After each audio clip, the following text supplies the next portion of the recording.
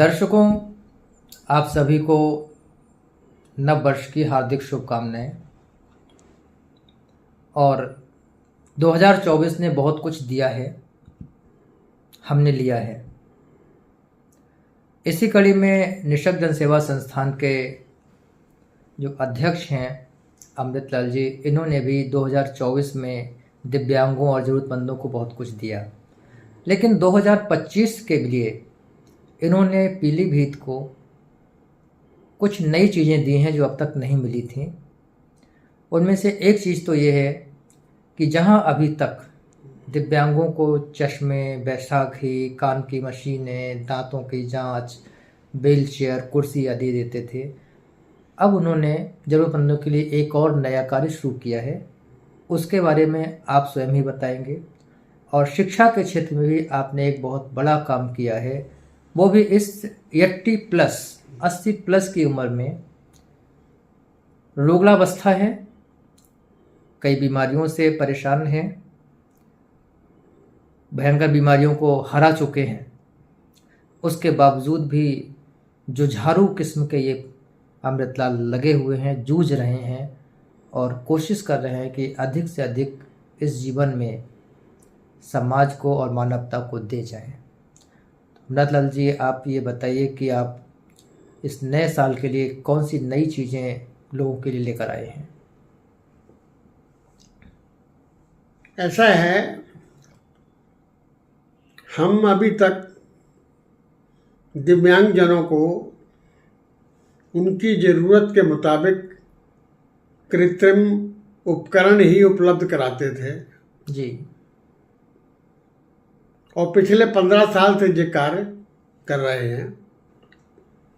लेकिन अब हमने उनको रोजगार देने का मन बनाया है। तो आप रोजगार कैसे देंगे?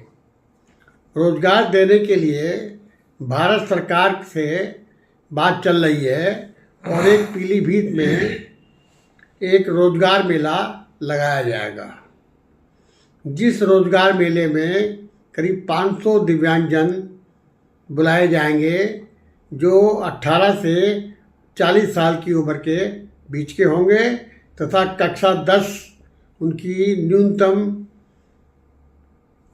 योग्यता होगी, शैक्षिक योग्यता रहेगी। इसमें भारत सरकार की तरफ से प्राइवेट सेक्टर में जो बड़े बड़े सरकारी बड़े बड़े इंडस्ट्रियल संस्थान हैं, वो अपने अपने सीईओ को पीलीभीत बुलाएंगे और तथा उन दिव्यांगजनों का इंटरव्यू लेके ये सुनिश्चित करेंगे कि ये दिव्यांगजन किस सेवा के लिए अधिकृत हो सकते हैं।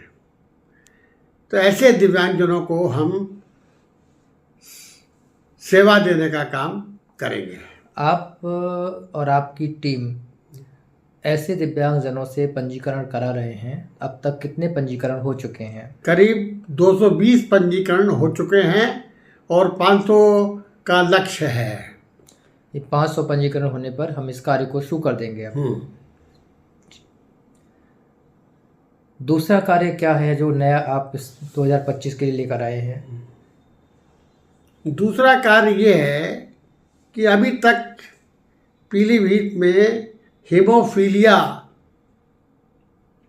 जिन बच्चों को होता है उनका इंजेक्शन उपलब्ध कराने की कोई सरकारी स्कीम नहीं है। अभी तक ये स्कीम मंडल स्तर पर है और बच्चों को इसके लिए बरेली जाना पड़ता है।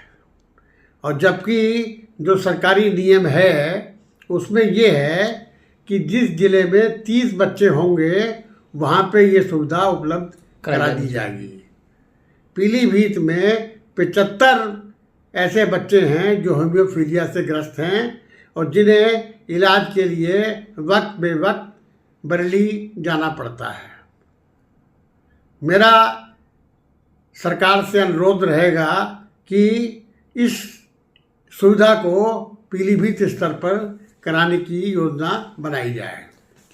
उसके लिए मैंने आज क्षेत्रीय विधायक स्वामी प्रवक्तानंद से संपर्क किया था, तब उन्होंने इसके लिए स्वास्थ्य मंत्री को पत्र भेजने का काम करा है। यानी कि बहुत जल्दी हीमोफीलिया ग्रस्त बच्चों को यहाँ पर लाभ मिलना शुरू हो जाएगा। हाँ, मिल जाएगा। मेरी ऐसी उम्मीद है कि वर्ष 2025 में ऐसे बच्चों को लाभ मिलना सुनिश्चित हो जाएगा। अमृतलाल जी, चूँकि आपके साथ मैं भी लंबे समय से दिव्यांगों के हित में कार्य कर रहा हूँ और मैंने ये पाया कि कान की सुनने की मशीन के लिए लोगों के पास विकलांग प्रमाण पत्र नहीं होता है। उसकी वजह होती है कि उसके लिए कान की ऑडियोमेट्री करानी होती है और ऑडियोमेट्री की सुविधा जिला मुख्यालय पे या ज़िले में कहीं नहीं है। वो एकमात्र राममूर्ति स्मारक कॉलेज में बरेली में है। वहाँ पर अगर कोई जाता है तो पहले तो उसे अपना पूरा एक दिन देना है, आने जाने का खर्चा करना है और साथ में 1200 के आसपास उसकी फ़ीस भी जमा होती है, जो कि एक दिव्यांग के लिए जिसके पास अक्सर आय के साधन नहीं होते हैं बड़ा मुश्किल काम होता है। तो आपने ऑडियोमेट्री की सुविधा के लिए पीलीभीत के लिए प्रयास किए थे, उसका क्या रहा? ऐसा है, अभी लोकसभा चुनाव से पहले मेरे आवास पर माननीय जितिन प्रसाद जी, जो हमारे वर्तमान में केंद्रीय मंत्री भी हो गए हैं, उनके साथ साथ प्रदेश के मंत्री दिनेश सिंह भी आए थे जी। उनके समक्ष मैंने ये मुद्दा उठाया था, तब उन्होंने तुरंत स्वास्थ्य मंत्री को ये सुविधा पीलीभीत में प्रदान करने की अनुमति करी थी जी।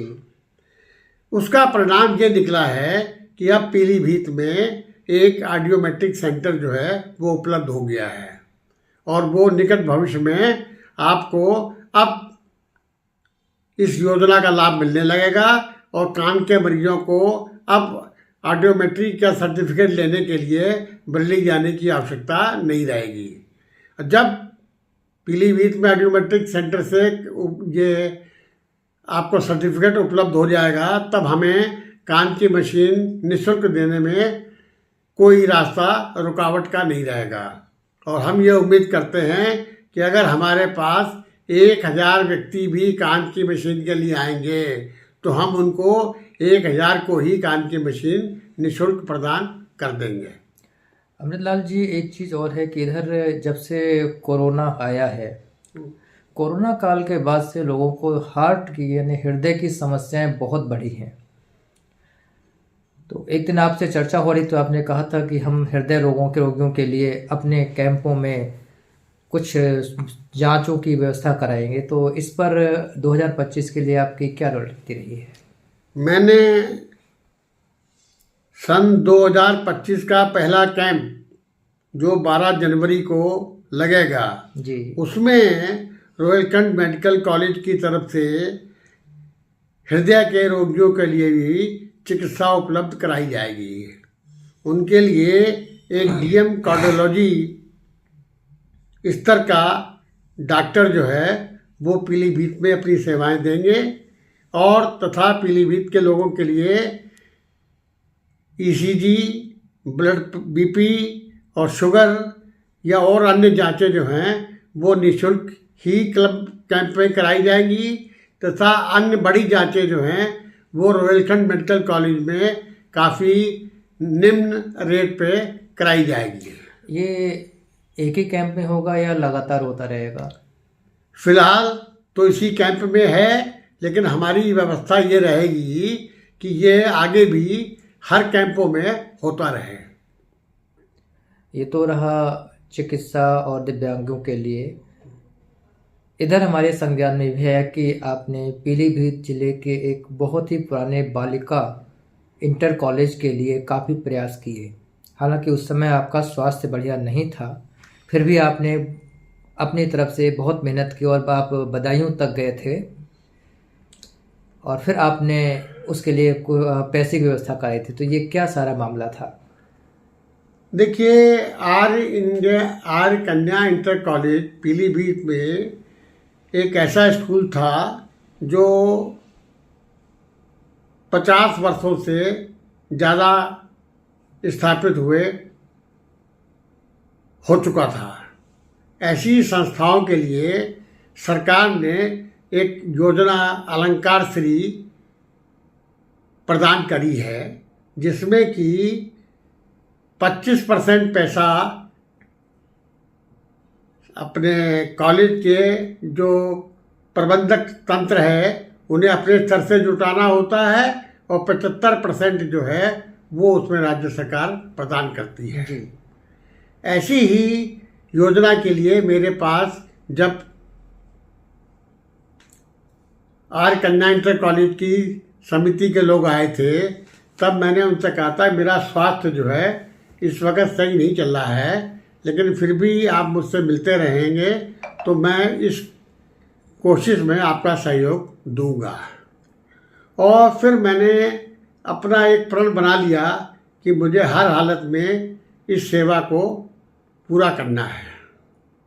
उसमें मैंने अपने स्तर से भी, अपने मित्रों से, अपने रिश्तेदारों से तथा अपने सहयोगियों से इस संस्था के लिए धन इकट्ठा करना शुरू किया और मुझे बड़ी खुशी है कि मैंने उतना धन इकट्ठा करवाने में उनकी मदद कर दी जितने में कि उनका कॉलेज जो है वो बन के शुरू हो जाए। वर्तमान में वहाँ काम शुरू हो चुका है? वर्तमान में काम शुरू नहीं हुआ है, लेकिन वहाँ पे निकट भविष्य में शायद महीने 2 महीने में ही कार्य शुरू हो जाएगा। और ये कार्य गवर्नमेंट की तरफ से RES योजना, RES संस्था को मिल चुका है और ये कार्य होने में अब कोई कसर नहीं रहेगी।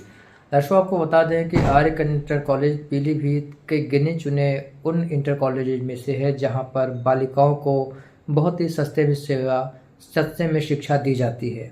स्कूल का भवन बहुत पुराना है और उसकी स्थिति बहुत दयनीय है, क्योंकि मैंने खुद वहां जाकर भवन को देखा और उसके निर्माण की, रिनोवेशन की बहुत ज़रूरत थी। उस रिनोवेशन ध्यान में रखते हुए अमृतलाल जी और उनके सहयोगियों ने बहुत ही ज़्यादा मेहनत की, दौड़भाग की और समय रहते पूरे पैसे व्यवस्था करके सरकार से फंड को दिलवाया है। कार्य पारित हो चुका है और ये उम्मीद की जा रही है कि बहुत जल्दी रिनोवेशन का काम वहाँ पर शुरू हो जाएगा। तो ये थे हमारे साथ अमृतलाल जी, जो कि वास्तव में अमृत बांटते हैं। ऐसी शख्सियत का होना अपने आप में एक गर्व की बात है। पीलीभीत जिले के लिए अपने आप में बहुत बड़ी बात है, एक फख्र का विषय है। पीलीभीत में तथाकथित दर्जनों समाज सेवी हैं, लेकिन धरातल पर समाज सेवा दिखाई नहीं पड़ती है। अगर धरातल पर समाज सेवा देखनी है तो आप कभी भी 12 तारीख को अंकुर राइस मिल पीलीभीत में आकर देख सकते हैं कि वास्तविकता क्या है। फिलहाल के लिए आप लोगों से विदा लेते हैं। नववर्ष की हार्दिक शुभकामनाएं। आप सब सुखी रहें, संपन्न रहें और नववर्ष आपके लिए हर प्रकार से संपन्नता से भरा हुआ हो। नमस्कार।